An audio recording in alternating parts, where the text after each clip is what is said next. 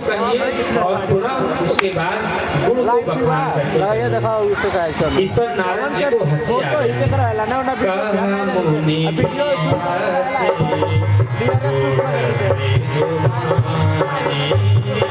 कहा मुनि बिहासे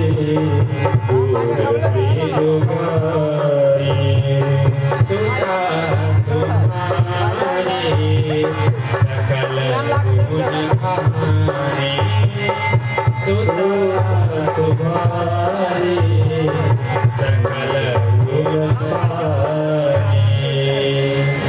कह मुनि बिहसी मूढ़ मृदु बानी। नारद जी को इस पर हंसी आ गई। नारद जी को हंसी क्यों आई? क्योंकि नारद जी ने माता का दर्शन करने आए थे। नारद जी यह सोच करके आए थे कि जो जगत माता है, जो भवानी है, वह हिमाचल जी के घर प्रकट हुई है, इसलिए हम भी उनका दर्शन करने चले। परंतु यहाँ पे आने के बाद ऐसी लीला हुई कि हिमाचल जी इनको अपना पुत्री समझ करके इनसे हमसे इनके दोष और गुण को बताने की इस बात पर नारद जी को हंसी आ गई।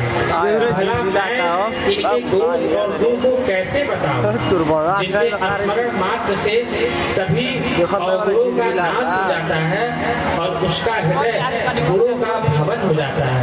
भला उस जगत जननी की हम दोष और गुण को कैसे बताएं? परंतु यह भगवान की लीला है और लीला में हमें भी सहयोग देना है। इसलिए यदि यह भगवान की लीला है तो हमें भी इस लीला में भाग अवश्य लेना है। और नारद जी पार्वती जी के सुंदर गुणों का वर्णन करने लगे। आप सब ध्यान पूर्वक सुनिए। सुंदर सहज सुशील सयानी, सुंदर सहज सुशील सयानी, नाम उमा अंबिका भवानी, नाम उमा अंबिका भवानी, सब लक्षण संपन्न कुमारी, सब लक्षण संपन्न कुमारी, होई है संतन प्रियहि प्यारी, होई है संतन प्रियहि प्यारी, सदा चल कर अधिमाता, सदा चल कर अधिमाता, तेजसो पई माता, तेजसो पई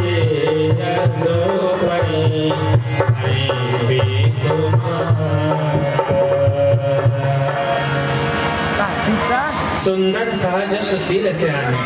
हे हिमाचल जी, आपकी जो पुत्री है वह सुंदर है, सहज है और सयानी भी है।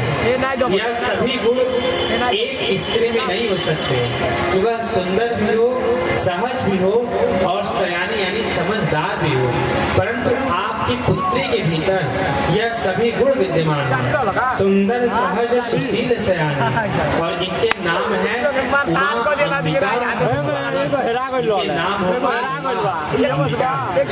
और हे हिमाचल जी, आप इनके लक्षणों को बखानने के लिए कर रहे हैं। आपकी तो सब लक्षण संपन्न कुमारी, आपकी पुत्री समस्त लक्षणों से संपन्न और ये सदा अपने पति की प्यारी और इनके नाम का स्मरण करके संसार की समस्त स्त्रियां पातिव्रत धर्म का पालन करेंगी। हिमांचल जी बोले आप तो केवल गुण ही गुण को बता रहे हैं, हमने दोष को भी कहा है, आप दोष को भी बताइए। नारद जी मुस्कुराए। नारद जी बोले इनमें दोष हो तब न बतावे, इनमें कोई दोष है ही नहीं, परंतु हाँ इनके होने वाले पति में दोष है, कहिए तो उसको सुना लो। हिमांचल जी बोले सुनाइए। तब नारद जी इनके होने वाले पति के दोष को बता रहे हैं। अगुण अमान मातु पितु हीना, अगुण अमान मातु पितु हीना, उदासीन सब संशय छीना, उदासीन सब संशय छीना, अगुण अमान मातु पितु हीना, अगुण अमान मातु पितु हीना, उदासीन सब संशय छीना, उदासीन सब संशय छीना। अगुण अमान मातु पितु हीना। हिमांचल जी से नारद जी कहें कि इनके होने वाले पति होंगे अगुण। अब अगुण शब्द का हिमांचल जी ने अर्थ लगाया कि इनके होने वाले पति में कोई गुण होगा ही नहीं, परंतु नारद जी कहना चाहते थे इनके जो पति होंगे वह अगुण होंगे। इस संसार में 3 गुण हैं, सतोगुण, रजोगुण और तमोगुण। इन्हीं तीनों गुणों से पूरा ब्रह्मांड मिला हुआ है, परंतु इनके होने वाले पति इन तीनों गुणों से परे होंगे, गुणातीत होंगे, इसलिए उनका नाम अगुण है। परंतु हिमांचल जी अगुण का अर्थ कुछ और समझे। और दूसरा शब्द अमान, इनके होने वाले पति अमान होंगे। हिमांचल जी इसका अर्थ समझे कि उनका कोई मान सम्मान करने वाला नहीं होगा। उनमें जब गुण ही नहीं होगा तो उनका मान सम्मान कौन करेगा। परंतु नारद जी के कहने का आशय था अमान का अर्थ कि वह मान और सम्मान से परे होंगे, इसलिए उनका नाम अमान है। और मातु पितु हीना, उनके माता पिता नहीं होंगे, अपितु वो ही सारे ब्रह्मांड के सारे जगत के माता पिता होंगे, अखिलेश्वर होंगे। और उदासीन सब संशय छीना, सभी विषय वासनाओं माया से उदासीन होंगे। और उन्होंने दोष बताए क्या, जोगी जटिल अकाम मन नगन अमंगल वेश, अस स्वामी इन्हीं कह मिलई परिहस्त असी रेखे। हे हिमांचल, आपके पुत्री के हाथों की रेखा कर रही है, इनके पति जोगी होंगे, जटिल जटाधारी होंगे, अकाम मन निष्काम हृदय के होंगे, नगन शरीर पर कोई वस्त्र नहीं होगा, केवल लंगोट पे ही रहने वाले होंगे, बाघांबर ही लपेटे होंगे। और अमंगल वेश, अनेक प्रकार की हड्डियां, खोपड़ी, सांप ही उनका आभूषण होगा। ऐसा स्वामी इनके पति को, ऐसा स्वामी इनका मिलेगा, ऐसी इनके हाथों की रेखा बता रही है। यह सुन करके हिमांचल जी और मैना जी रोने लगे और साथ में देवी पार्वती जी के आंखों से भी आंसू बहने लगे। इस दृश्य को देख करके नारद जी विचलित हो गए। नारद जी सोचे कि हिमांचल और मैना रो रहे हैं, यह बात मुझे समझ में आ रही है, क्योंकि हिमांचल जी राजा हैं और राजपुत्री है पार्वती। तो किसी भी पिता की पुत्री का पति ऐसा मिलेगा तो स्वाभाविक है उनके माता पिता रोएंगे, परंतु पार्वती जी क्यों रो रही है? पार्वती जी तो सब कुछ जानती हैं, फिर इनकी आंखों में आंसू क्यों है? तब इसका उत्तर गोस्वामी तुलसीदास जी दे रहे हैं। सोनी मुनि गेरा सत्य जी जय जानी सोने मुनि सत्य जय जानी दुख दंपति उमा हरसानी दुख दंपति उमा हरसानी दुख दंपति ही उमा हरसानी। आंसू दो प्रकार के होते हैं, एक दुख के आंसू होते हैं और एक खुशी के भी आंसू होते हैं। तो गोस्वामी जी कह रहे हैं दुख दंपति उमा हरसानी। दंपति यानी हिमांचल जी और मैना जी। हिमांचल मैना जी दुख के कारण रो रहे हैं, परंतु पार्वती जी प्रसन्नता के कारण रो रहे हैं कि नारद जी ने जो जो लक्षण बताए हैं वह सभी लक्षण हमारे पति महादेव जी में है और नारद जी का वचन कभी झूठा नहीं हो सकता। इन्होंने हाथ देख करके बताया है कि ऐसा पति मिलेंगे तो अवश्य ही महादेव जी हमें पति रूप में प्राप्त होंगे। लगता है राम जी ने हमारी प्रार्थना को स्वीकार कर लिया है। इस खुशी के कारण पार्वती जी की आंखों से आंसू आ गया। हिमांचल जी नारद जी से बोले कि हे नारद जी, आप कोई उपाय बताइए जिससे इस हस्त रेखा को बदला जा सके। नारद जी ने कहा कि नहीं प्रभु, कह मुनि हिमवंत मनु, कह मुनि से हिमवंत सुनु, जो विधि लिखा लीलार, देव धनुज नर नाग मुनि को न मेघ निहार। इनके हाथों की रेखा जो है या विधि की जो रेखा है उसको देव देवता राक्षस नर नाग मुनि कोई उसको मिटा नहीं सकता। परंतु हाँ एक उपाय है। क्या?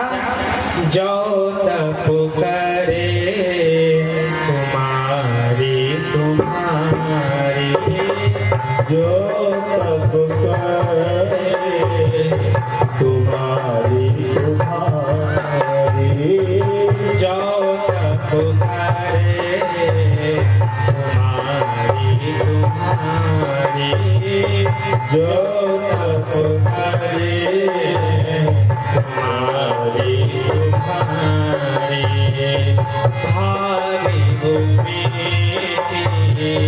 सकल त्रिपुरारी, भावी भूमि सकल त्रिपुरारी। यदि आपकी पुत्री तप करे तो इनके हाथों की रेखा, ब्रह्मा की रेखा जो है मिट सकती है। कौन मिटा सकता है? शंकर भगवान। शंकर भगवान में ऐसी सामर्थ्य है जो ब्रह्मा की लिखनी को भी मिटा सकते हैं। गोस्वामी तुलसीदास का रचना है श्री विनय पत्रिका। उस विनय पत्रिका में ब्रह्मा जी पार्वती जी के पास आकर के शिकायत करते हैं कि हे देवी, मैं जो जो लिख रहा हूँ, जिस मनुष्य के भाग्य की रचना मैं कर रहा हूँ, आपके पति देव उन सभी भाग्य रेखा को उलट दे रहे हैं। मैंने जिसके जीवन में केवल दुख ही दुख लिखा है, आपके पति ने उसको सुख का खजाना दे दिया। यह शिकायत ब्रह्मा जी पार्वती जी से आकर के विनय पत्रिका में करते हैं। तो उसी बात को यहाँ पे नारद जी बता रहे हैं कि शंकर भगवान में ऐसी सामर्थ्य है जो ब्रह्मा की लेखनी को भी मिटा सकते हैं।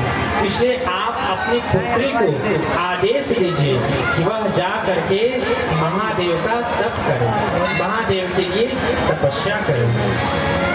यह कह करके नारद जी चले जाते हैं और मैना पार्वती जी को सीख देती है तप करने के लिए। और पार्वती जी की अवस्था भी बहुत छोटी है। उस छोटी अवस्था में ही अपने माता पिता से आज्ञा लेकर के पार्वती जी वन की ओर तपस्या करने के लिए चली जाती हैं। अंकुश विश्वकर्मा की ओर से 21 रुपया भगवान के चरणों में। भगवान इनका कल्याण करें। पार्वती जी तपस्या करने के लिए चली जाती हैं और के तप को देख करके आकाशवाणी होती है, क्या? अस तप का होना कीन भवानी, अस तप का होना कीन भवानी।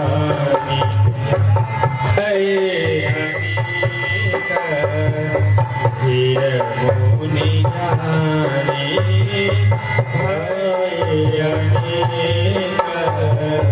हीर मुनि जाने।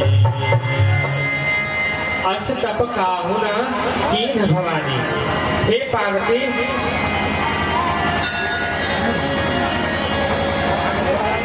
हे पार्वती जी, आप जैसा तपस्या आज तक किसी ने नहीं किया, और आप निश्चिंत हो जाइए, आपको इस जन्म में पति रूप में महादेव जी ही प्राप्त होंगे। और यदि आपको सप्त ऋषियों का दर्शन हो जाए तो हमारे वचन को सत्य समझिएगा। अब इसके बाद गोस्वामी तुलसीदास जी कहते हैं,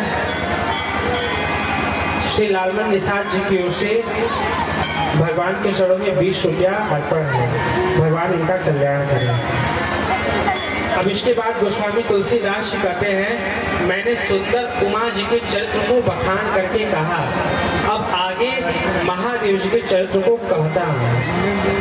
उमा चरित सुंदर मैं गावा, उमा चरित सुंदर मैं गावा, सुनहु शंभु चरित सुधारा, सुनहु शंभु चरित सुधारा। जब ते सती जाए त्यागा, जब से सारी जाए मधु त्यागा, तब ते शिव मन भयउ विरागा, तब से शिव मन भयउ विरागा। जपहि सदा रघु नायक नामा, जपहि सदा रघुनायक नामा। जहाँ तहाँ सुनहि राम गुण ग्रामा, जब तक सुनहि राम गुण ग्रामा। एहि विधि गयाऊँ काल बहु बीती, एहि विधि गया काल बहु बीती। नित नय होई राम घर प्रीति, निर्णय होई राम पद प्रीति। नेम प्रेम संकर कर रेखा, नेम प्रेम संकर कर रेखा। श्री रैमल यादव जी की ओर से भगवान की चरणों